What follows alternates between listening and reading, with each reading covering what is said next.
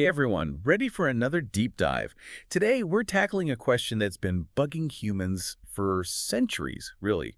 The Fermi Oh, Paradox. yeah, the big one. Why haven't we met any aliens yet? Exactly. I mean, just look up at the night sky. It boggles the mind already. Totally. So many stars, so many planets. Statistically speaking, some of them have to have life, right? You'd think. And that's the paradox. We're going to use this awesome interview with physicist Matt Strassler as our guide today. I love his work. He always breaks things down in a way that even I can understand. You too. And he jumps right into the mind-blowing scale of it all.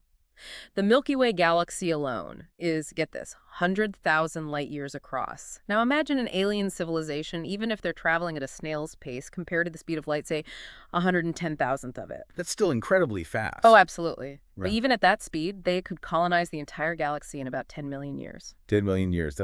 Well, it feels long to us. Right. But the galaxy is billions of years old. So on that timescale, 10 million years is a blink of an eye. So where are all the alien empires? The space tourists? You'd think we would have seen at least something by now. Right. It just doesn't add up. And that's where the Drake equation comes into play, doesn't it? It tries to quantify this whole thing. It does, but it's a slippery equation because there are so many unknowns. It factors in things like star formation. How Yeah. many stars have planets? How many of those planets are habitable? How many of those develop life, and then intelligent life, and then civilizations that could communicate across space? It goes on. And even with our best guesses, the range of possible civilizations out there is huge. It could be millions or just a handful. It really makes you realize how much we don't know.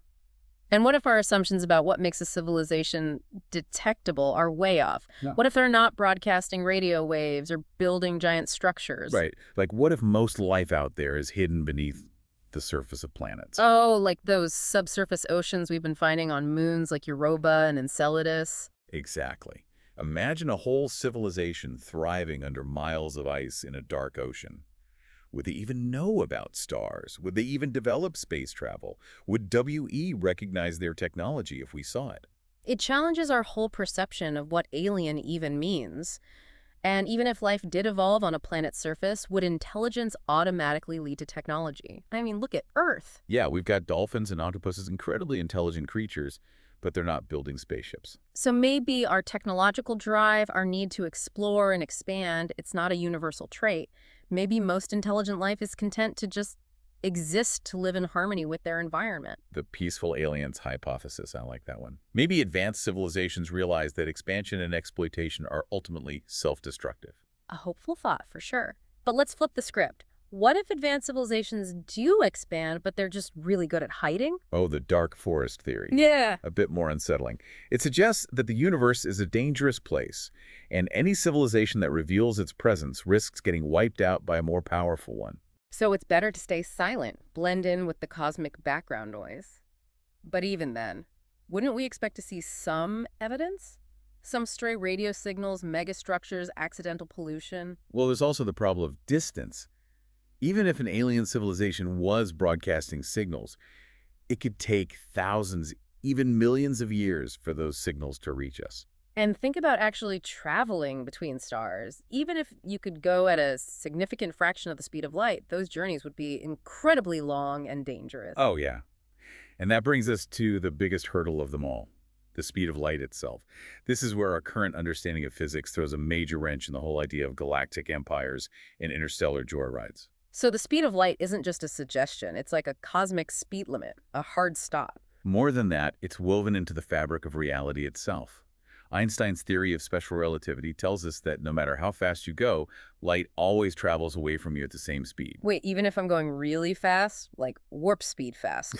Even then, it's not like the speed of sound, which changes depending on what it's traveling through. Light doesn't need a medium. It's a constant, a fundamental property of the universe. Okay, now we're getting into science fiction territory. It does feel that way, doesn't it?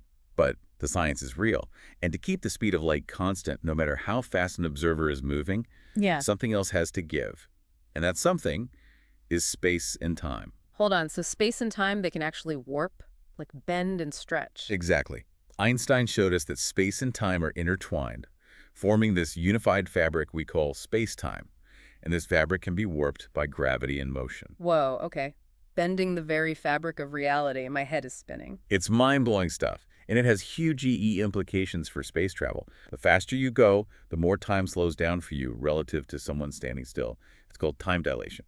So even if we could build a spaceship that approached the speed of light, a trip to a nearby star could take years, decades, even centuries for the crew. But back on Earth, millennia could pass. Yeah. Interstellar colonization, at least as we traditionally imagine it, starts to seem incredibly difficult, maybe even impossible. So the Fermi Paradox isn't just about whether alien civilizations exist, it's about whether they can even overcome these fundamental barriers of space and time. Exactly. It has a whole new layer of complexity. But what if there's more to the story? What if our understanding of space, time, and even matter itself is incomplete? Okay, now you've really got my attention. What are you hinting at? Well, we all learn about atoms in school, right? Protons, neutrons, electrons. What if I told you that the picture we all have, tiny little balls whizzing around, isn't entirely accurate? Are you about to tell me that atoms are actually tiny spaceships flown by microscopic aliens? Not quite, although that would be amazing. But the truth is just as mind-blowing. Get ready to dive into the weird world of quantum mechanics, where particles aren't really particles at all. All right, I'm ready. Let's take a quick break, and then we'll unpack this whole particles aren't really particles thing. I have a feeling this is where things get really interesting. Okay, so atoms aren't really tiny balls whizzing around. I'm all ears. Lay it on me. All right, so picture a calm pond, nice and still. Got it. Peaceful pond. Now imagine you drop a pebble into that pond. Ripples, right. Waves spreading out from where the pebble hit. Exactly. And in the quantum world, those ripples, those waves, are kind of like what we call particles. Wait, so instead of these solid little balls, we should be picturing ripples. Waves. Yeah, it's a different way of thinking about things. But instead of water, these waves are in these invisible fields. Fields, okay, and these fields are everywhere. Everywhere. It's like the underlying reality of the universe.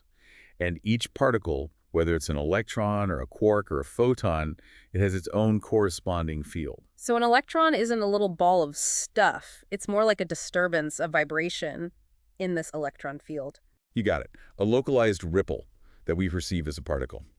And things like its mass, its charge, all of that is determined by the field itself. So if everything is made of waves, why does anything feel solid? Why doesn't my hand just pass through this table? That's a great question, and it all comes down to how these fields interact. They have specific rules that govern how these waves behave. It's not just random chaos down there. So there's a system, laws that govern these fields. Exactly. And those laws create forces between the particles. Those are the forces we experience every day that give matter its solidity. Is why your hand doesn't go through the table. My mind is officially blown. It's like zooming in on reality and seeing this whole other level of complexity beneath the surface. And this wave-based view of reality isn't just theoretical. It's been proven over and over through experiments. It's the foundation of modern physics. So this is real. The universe at its most basic level is about waves and fields more than solid particles. Yeah. But how does this connect back to aliens? Are we saying aliens are made of waves too? Well, think about it. If our understanding of matter is still evolving, if the universe is more complex than we thought, then our ideas about alien life might be too limited. You're saying we might be too focused on finding life that looks like US, that's based on the same building blocks. What if there are forms of life out there that are so different, so strange, that we wouldn't even recognize them as AS life? It's like all those sci-fi stories about beings of pure energy or consciousness existing outside of physical matter. And maybe those aren't as far-fetched as they sound. If the universe is fundamentally a symphony of waves and fields, who knows what kind of incredible things might be possible? We could be missing entire realms of life that operate on principles we can't even fathom. It's humbling, isn't it? The Fermi Paradox isn't just a puzzle to be solved. It's a doorway to a deeper understanding of existence itself. I like that. It's about expanding our understanding, realizing how much we don't know. It's really shifting my perspective. It's not just about finding aliens. It's about questioning what life even means in this strange and complex universe. Exactly. And the possibilities are endless. Absolutely. This deep dive has definitely sparked a whole new level of curiosity in me. It feels like we're on the edge of a vast, unexplored continent, with endless possibilities stretching out before us. Thanks to everyone for joining us on this incredible journey. Until next time, keep looking up and keep asking those big questions. I'm still kind of reeling from all of this. It's like we've zoomed in on reality past atoms, past those tiny particles, and landed in a universe made of well waves and fields. It really changes how you see things, doesn't it? For sure. So if matter is more about vibrations and energy than like solid particles, what does that even tell us about the nature of reality? I mean, are we just scratching the surface here? I think it's definitely a possibility. Our senses, even with all our fancy instruments, they're limited, right? There Yeah. could be whole dimensions or layers of reality that we just can't grasp with our current understanding. It's like that story about the fish, right? Living in a pond their whole lives thinking that's all there is. What if we're those fish swimming around in this giant cosmic ocean, but we can only see like a tiny little part of it? A perfect analogy. And some physicists are exploring those very ideas, drawing on things like string theory or multidimensional spacetime. Multi-dimensional space-time. Okay, now we're really going down the rabbit hole. Right. But imagine a universe with more than the three dimensions that we experience. What would it even be like to exist in a realm like that? And how would it interact with what we perceive as reality? Like trying to explain up to someone who only knows a flat world. Exactly. They just wouldn't have the framework to even understand it. And it makes the search for aliens even more fascinating, doesn't it? How so? What if we're looking for signals or patterns that are just beyond our ability to perceive? What if they're encoded in, like, the very fabric of reality itself, hidden in dimensions we can't access? Whoa, that's a trippy thought. Like the universe is whispering secrets right in front of us, but we don't know the language. And maybe the answer to the Fermi Paradox isn't out there in some distant galaxy. Maybe it's right here, in the nature of reality itself. So what are we supposed to do with all this? All this mind-blowing stuff about waves and fields and hidden dimensions. I think the biggest thing is to stay open-minded. Keep questioning our assumptions. Embrace the vast unknown. Because the universe loves to surprise us, really. Oh, absolutely. It reveals its secrets in ways we could never imagine. This whole deep dive has really sparked a whole new level of curiosity in me. I don't know about you, but I'm feeling like we're just at the edge of this huge, unexplored continent with endless possibilities stretching out in front of us. That's the beauty of it, right? Yeah. Exploring these big questions, the Fermi Paradox, Yeah. and honestly, all the mysteries of the universe. It's not just about finding the answers. Well, It's about the journey. It's about expanding our understanding, realizing how much we still have to learn. that is a great point to end on. The universe is full of wonders, and who knows what incredible discoveries are waiting for us out there.